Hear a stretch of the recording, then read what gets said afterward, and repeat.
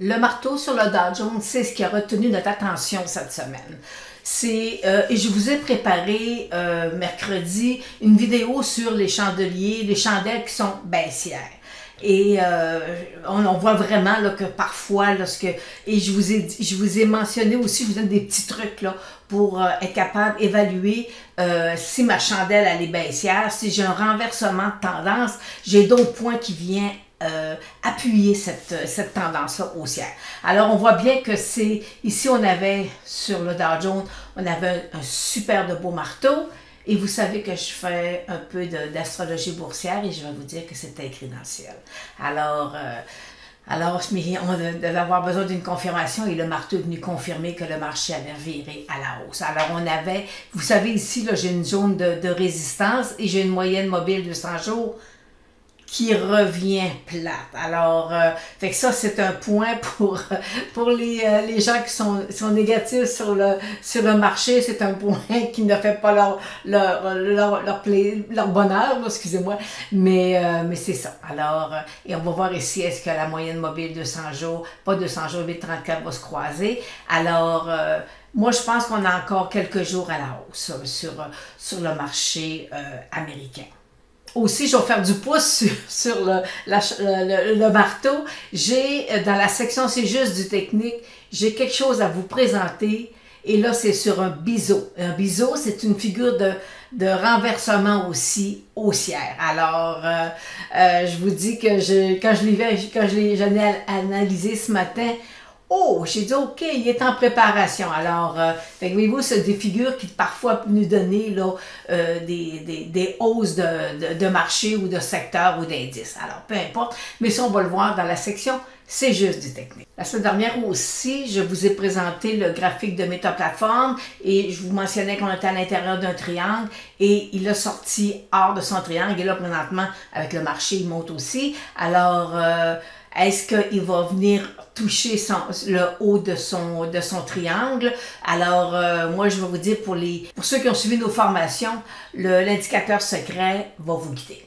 Alors, c'est très important pour les traders. Alors, et aussi, je suis à vous préparer quelque chose de super intéressant parce que moi, je vois des gens qui sont dans Meta-Platform, là, qui sont poignés dans Meta-Platform depuis 300 $ là, parce qu'ils ont suivi certaines analystes là. Alors certains analystes, alors et là il faut faire il y a des trucs là, il y a des choses à mettre en place là pour éviter de pareilles baisses. Je voudrais pas pareille baisse de marché, mais de pareilles prises de position juste parce que la testostérone est trop forte là chez les traders. Alors vous savez, hein, la testostérone c'est le pire ennemi du trader, de l'homme.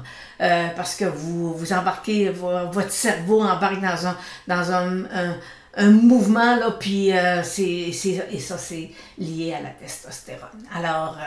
Alors c'était ça un peu sur Meta-Platform, mais là, maintenant, je vais aller vous présenter. On va aller sur YouTube parce que je veux finaliser quelque chose avec vous. Bon, vous êtes sur ma chaîne YouTube d'Analyse Tech. Alors, vous savez que vous pouvez vous abonner et aussi en même temps venir ici de la petite cloche là, vous venez l'activer parce que lorsque je vais vous faire des mises à jour ou des vidéos, à ce moment-là, vous allez être notifié. Alors, fait que c'est important parce que aujourd'hui, le biseau que je vous prépare, ben, c'est les gens qui sont sur YouTube en premier qui vont en profiter. Alors, c'est par la suite, je vais l'annoncer, mais en priorité, c'est les gens sur YouTube qui vont bénéficier de cette primeur-là. Alors, voyez-vous, quand je vous dis que j'ai fait une petite vidéo ici le truc infaillible, c'est ce que j'ai sur les chandeliers japonais.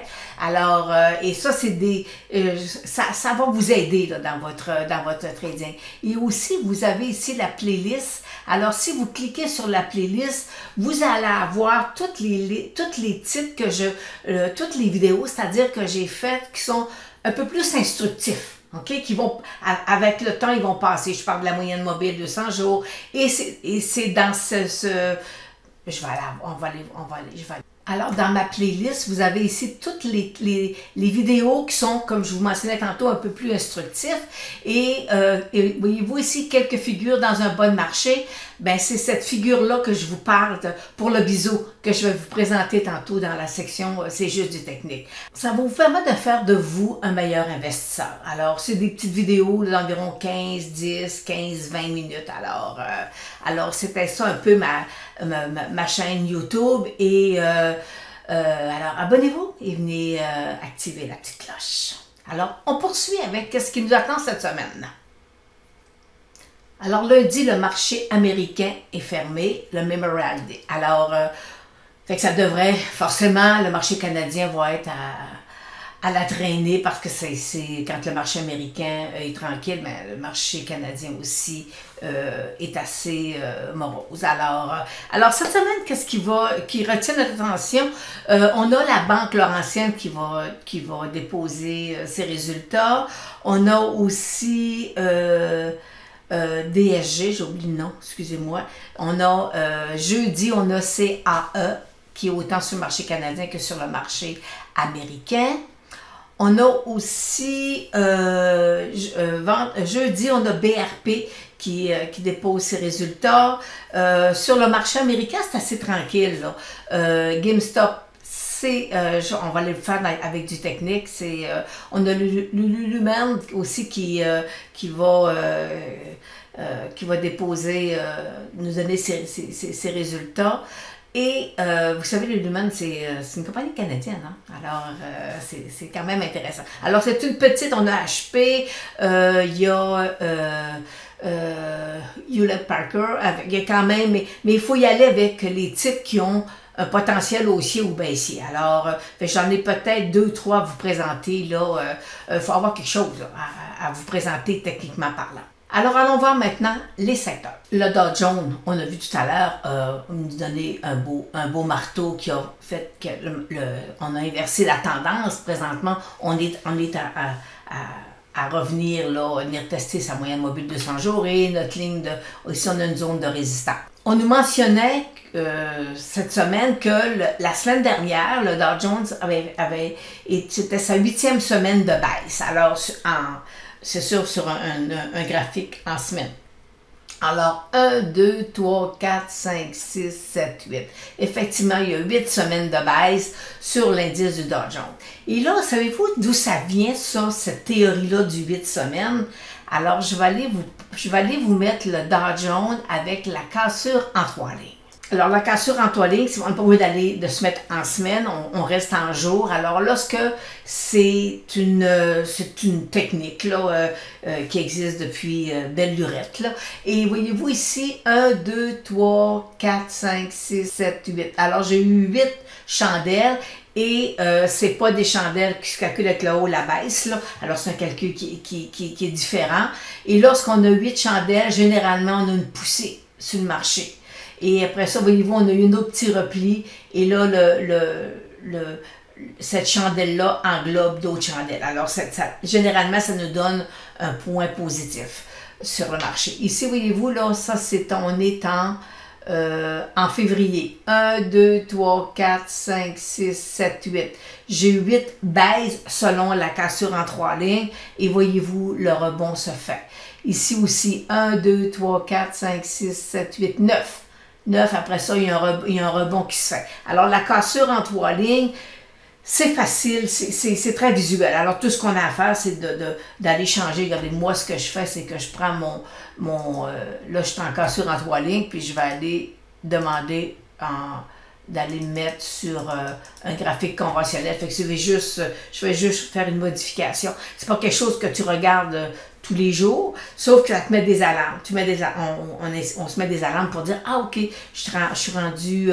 j'ai un point pivot. » Moi, j'appelle ça des points pivots qui peut arriver. Alors, voyez-vous, ici, là, on a eu un petit rebond qu'on a vu sur cassure en 3 lignes. Il a recassé, puis là, ici, mon marteau m'a donné vraiment là, la hausse. Et si on examine le sentiment des investisseurs, on voit que la semaine passée, les investisseurs avaient un sentiment vraiment plus baissier. On était à 11 et là, présentement, on est autour de 23 à peu près. Là. entre 20 et 20, entre 20 et 23, là. Alors, fait qu'on est en train, le sentiment du marché, les investisseurs commencent à avoir peut-être un peu moins de...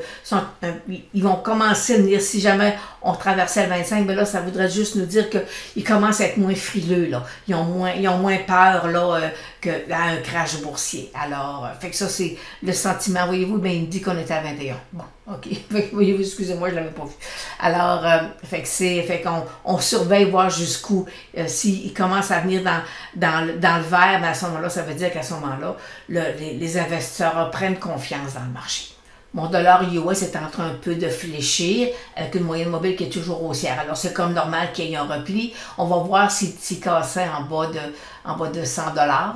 Alors, fait que là, pour l'instant, c'est un repli qui est normal et qui est sain en même temps. Le TSX aussi, lui, a rebondi, mais voyez-vous, bien avant, là, parce c'est lui qui a rebondi il y a 2 semaines, là, alors, depuis le 12. Alors, si j'avais une chandelle d'indécision, ce qu'on appelle un doji à longue jambe, et pas d'indécision, mais une chandelle où on peut avoir un inversement de tendance. Alors, et là, voyez-vous, il est parti, et là, il est en train de tester sa moyenne mobile 200 jours. Alors, nous, ce qu'il faut surveiller, c'est le pétrole et l'or.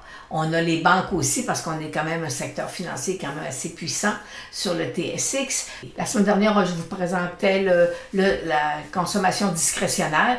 Consommation discrétionnaire, c'est ce qu'on n'a pas besoin pour vivre. Okay? Alors, c'est ça qui des fois qui nous emmène si le marché si on peut aller en récession ou fait que c'est quand même, on voit là qu'il a fait un bas plus bas, alors il est sous sa moyenne mobile. Fait que c'est un secteur qui est fragile. OK? Alors ça, et si jamais il cassait, ben, on pourrait le revoir là sous le 210. Le TSX de la santé continue toujours à corriger. Puis là, on aura ici un bon support. Alors, si ça cumule autour de ce support-là, ça peut devenir intéressant. Mais vous savez que le TSX, on est une grande partie du TSX, c'est des titres de cannabis. Alors, fait que si le TSX de la santé commence à vouloir repartir, ça veut dire que les titres de cannabis, eux aussi, vont repartir. Alors, un va pas sans l'autre. Et le TSX de l'énergie, quoi demander de mieux? Le pétrole va bien, qu'on va voir tout à l'heure. Alors, fait que pour l'instant, les compagnies de l'énergie vont bien, Suncor va super bien. Alors, je peux vous dire que les titres d'énergie vont super bien et c'est bien, là. C'est très bien. Sauf ça fait presque 2 ans qu'on est dans les titres, dans le secteur du pétrole et selon moi, il y a encore énormément de potentiel, mais ça devient peut-être la partie la plus difficile pour le trader parce que on a des mouvements brusques là, quand on arrive dans des sommets comme ça. Alors, les traders veulent prendre le gain vite. Alors, ça fait que ça crée des mouvements là, un peu plus difficiles sur le secteur de l'énergie. Mais on reste quand même, je suis très positive sur le secteur. Puis regardez, ma moyenne mobile 200 jours, elle me le dit qu'elle aussi, elle est positive. Alors, allons voir justement le pétrole, l'or et le BTC. Alors, le BTC est toujours sous sa moyenne mobile 200 jours. Les moyennes 8,34 sont baissières. Alors, il faut attendre, voir est-ce qu'on peut avoir un renversement de tendance. Alors, il faut l'examiner au moment où je vous parle. Il se transige sous le 29 000 $. Alors, il faut attendre. Pour ce qui est de l'or, je vous dis que j'ai hâte que l'or commence à vouloir revenir au-dessus de sa moyenne mobile de 200 jours. Fait que là, ça fait quand même 3-4 jours qu'il est dessus. Je veux qu'après ça, mes moyennes mobiles 8,34 se croisent et que l'or reparte à la hausse.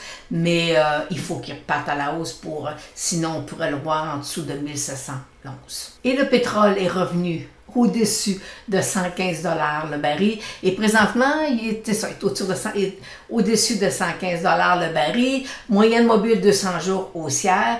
Puis, ce qui est intéressant avec le pétrole, c'est que si on garde le pétrole au-dessus de 100 $ le baril, les compagnies du secteur vont faire de l'argent là. Alors, même s'il restait à 110, 115, ils redescendaient, les pétrolières font énormément de bénéfices. Alors, fait que c'est un secteur, c'est pour ça que c'est un secteur qui est super intéressant Et techniquement parlant, avec la technique point and figure, je vais dire que moi je vois un phénomène que j'ai rarement vu depuis que je suis, depuis que je travaille avec la technique point and figure depuis presque 25 ans. C'est un phénomène que j'ai jamais vu. Alors, fait que c'est pour ça que je suis haussière sur le pétrole présentement. Alors, poursuivons avec la section C'est juste du technique et c'est là que je vous présente le biseau avec un titre un secteur ou un indice qui a super de beau potentiel. Haussier. Dans la section C'est juste du technique, je vais débuter avec un titre qui a eu un recoupement d'actions en mai 2020. Alors, Aurora, le symbole ACB sur Toronto. Et je vous le présente parce que, voyez-vous, il a cassé, là, c'est beaucoup, là, avec du volume,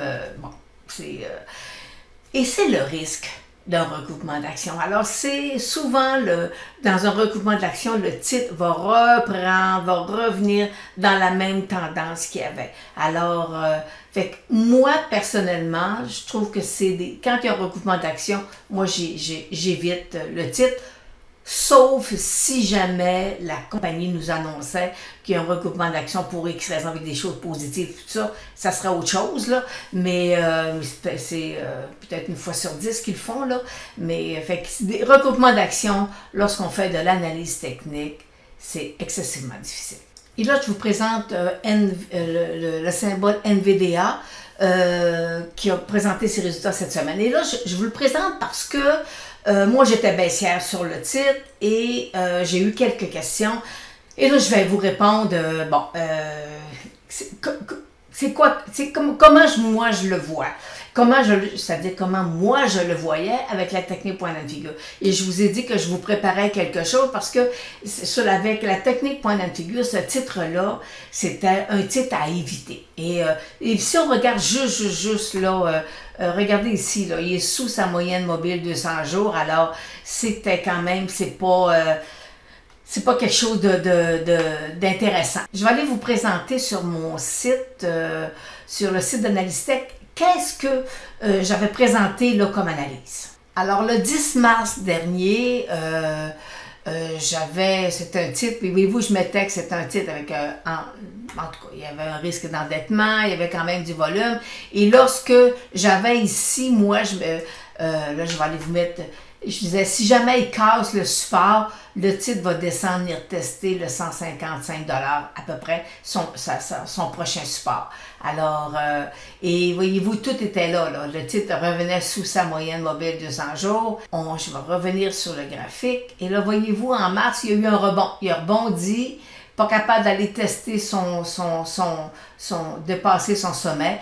J'avais toujours ici mon support, là. Quand il a rebondi, il n'était pas venu le casser.